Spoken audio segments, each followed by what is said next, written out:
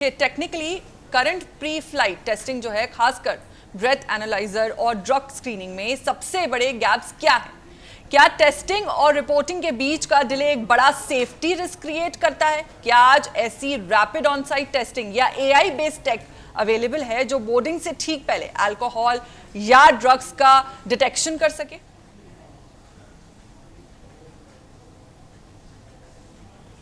जी सौरभ जी,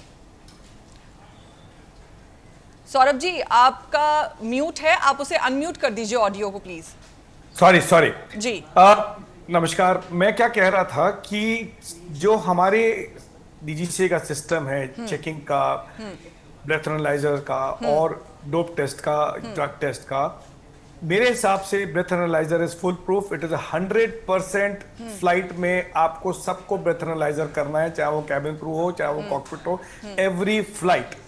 तो breath analyser का system बिल्कुल बढ़िया है। और ड्रग जो टेस्टिंग का सिस्टम है वो डीजीसीए गवर्नमेंट ने सोच के बनाया था। 2022 में 31 जनवरी को ये लोग लेकर आए थे कि ड्रग टेस्टिंग कैसे होगी, साल में 10% पायलट्स की टेस्टिंग होगी। Drug testing is not an easy thing. आपका पहले यूरिन सैंपल लिया जाएगा, उसके बाद पहला स्क्रीनिंग होगी इमीडिएटली, उसके बाद अगर नॉन नेगेटिव आएगी तो फिर कंफर्मेटरी आएगा।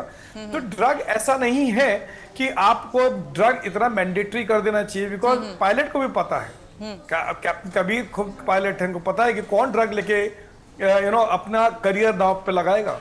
और अगर he so much into drug then naturally he will be out of the system, वो कभी ना कभी पकड़ा जाएगा। तो सिस्टम इन प्लेस ठीक है, मुझे नहीं लगता कोई सिस्टम को चेंज करने की कोई जरूरत है।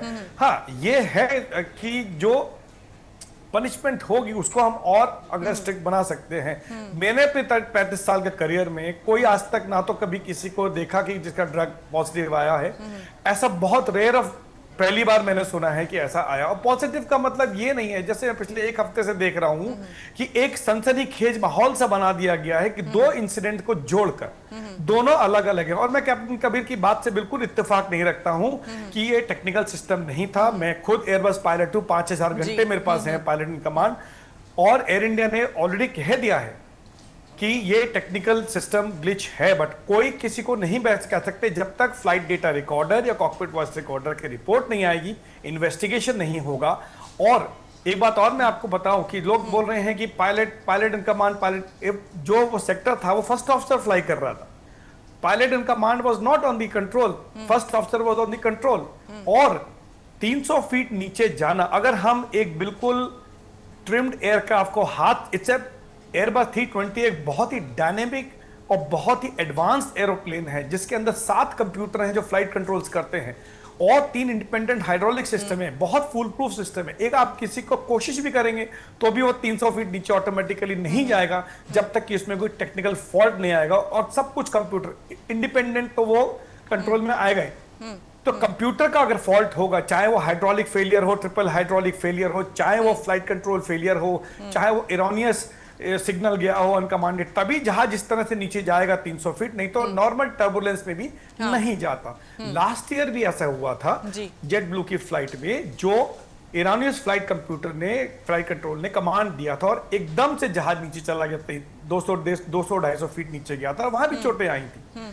तो एयरबस एक ऐसा जहाज है, तो मैं इस बात से इत्तेफाक नहीं रखता कि ये पायलट की फॉल्ट है। दोनों चीजों को अलग अलग नजरिए से हमको देखना चाहिए। हाँ, ये बड़ा कोइंसिडेंस है कि दोनों चीजें एक साथ हो गई। जो ड्रग पे है उसमें जीरो टॉलरेंस है, मैं उसमें कभी डिबेट नहीं करूंगा। सख्त सजा होनी चाहिए और अलाउड नहीं होना चाहिए। बट इसका मतलब ये नहीं है कि आपके अगर ब्लड में अगर कोई सैंपल आ गया तो वो नशे में। हम एक अगर हम नॉर्मल अपने बार में जाके 30 ml भी आप लेंगे, कोई लिकर लेंगे, इसका मतलब ये नहीं कि आप नशे में हैं। But yes, technically theoretically everything is correct. सख्त सजा होनी चाहिए, ऑल दिस थिंग, वो उसके लिए जीरो टॉलरेंस है। मगर उसको इससे जोड़ के कभी ना देखा जाए, क्योंकि एयरबस एक ऐसा जहाज जो अपने आप अगर आप छोड़ भी देंगे तो भी वो जहाज अपने उससे हिले रहेगा। हाइड्रोलिक फेलियर के बाद भी, हम तो हर सिमुलेटर में हर बार करते हैं हाइड्रोलिक फेलियर, उसके बावजूद भी चलिए ठीक है सौरभ जी, मेरे